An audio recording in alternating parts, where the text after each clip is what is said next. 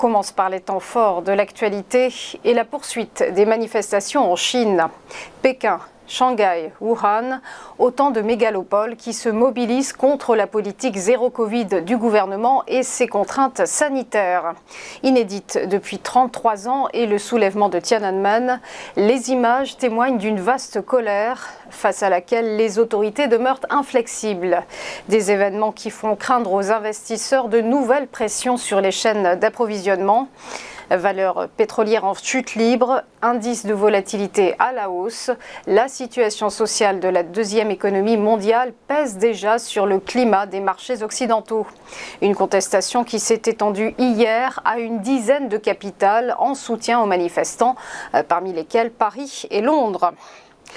On poursuit avec le chiffre du jour. 265 millions d'euros, c'est le montant de l'amende infligée par l'Union européenne à Meta. La multinationale est sanctionnée pour manquement à la protection des données personnelles. Il s'agit de la conclusion d'une enquête suite au piratage de 530 millions de ses utilisateurs par des hackers en 2019. Selon la Commission de protection des données, la maison mère de Facebook a enfreint la réglementation européenne RGPD. De son côté, Meta assure avoir coopéré et réalisé des changements sur ses systèmes. Terminons par cette nouvelle victime collatérale de la crise des cryptos.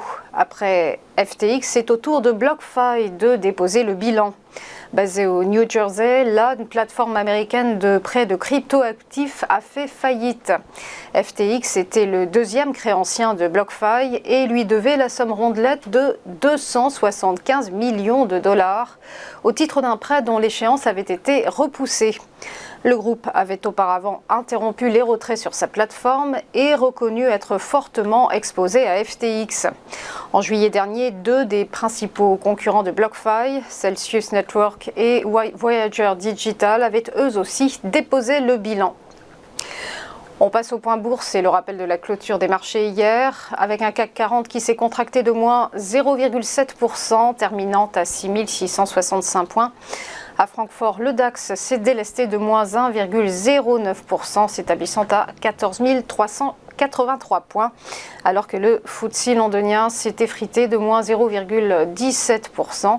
Et quant à l'IBEX de Madrid, il a cédé moins 1,14%. Outre-Atlantique, à présent, Wall Street a semblé plus effrayé par la situation sociale en Chine.